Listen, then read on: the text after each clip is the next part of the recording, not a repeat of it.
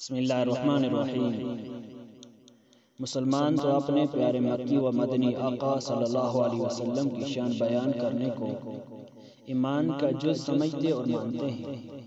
مگر آج پیش خدمت ہیں ایسے چند اشعار جو دشمنان اسلام کی زبان سے حضور علیہ السلام کی شان میں نکلے ہیں۔ سب سے پہلا شعر لال نشتر ایک ہندو پنڈت کا ہے، وہ حضور کی شان یوں بیان کرتے ہیں: فقط ایک نشتر ہی کیا مداح خواں ہے، فقط ایک نشتر ہی کیا مداح خواں ہے، ثنا خوان محمد کا تو سارا جہاں ہے۔ فقط ایک نشتر ہی کیا مداح خواں ہے، ثنا خوان محمد کا تو سارا جہاں ہے۔ جگن ناتھ کمال نے حضور کی شان یوں بیان کی: دستے خدا نے کھول کے باب انقلاب کا، دستے خدا نے کھول کے باب انقلاب کا، سورج کیا طلوع رسالت معاب کا۔ لالا مچھومن ناقد نے حضور کی شان یوں بیان کی: اچھے اچھے اور بھی دیکھے ہیں گلشن دہر میں،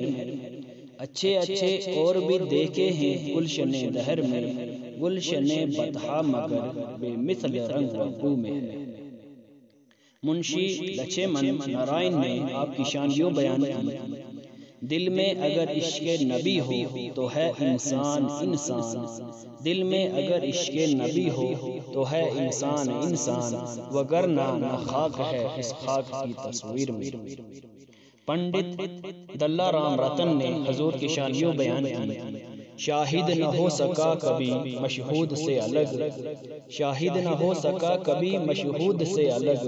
نور خدا نور رسول کریم کا۔ اودے ناتی نشتر نے حضور کی شان اپنے الفاظ میں یوں بیان کی: مٹائی ظلمتیں جس نے، مٹائی ظلمتیں جس نے، ہم اس نور خدا اس رہنما کی بات کرتے ہیں۔ چاند بہاری لال صبا نے حضور کی شان یوں بیان کی: خدا کا وہ نہیں ہوتا، خدا اس کا نہیں ہوتا، خدا کا وہ نہیں ہوتا اور خدا اس کا نہیں ہوتا، جسے آتا نہیں ہونا تمہارا یا رسول اللہ صلی اللہ علیہ وسلم۔ خدا کا وہ نہیں ہوتا، خدا اس کا نہیں ہوتا، جسے آتا نہیں ہونا تمہارا یا رسول اللہ۔ پنڈت ہری چندر اختر نے حضور کی شان یوں بیان کی ہے: کسی نے ذروں کو اٹھایا اور صحرا کر دیا، کسی نے ذروں کو اٹھایا اور صحرا کر دیا، کسی نے قطروں کو ملایا اور دریا کر دیا۔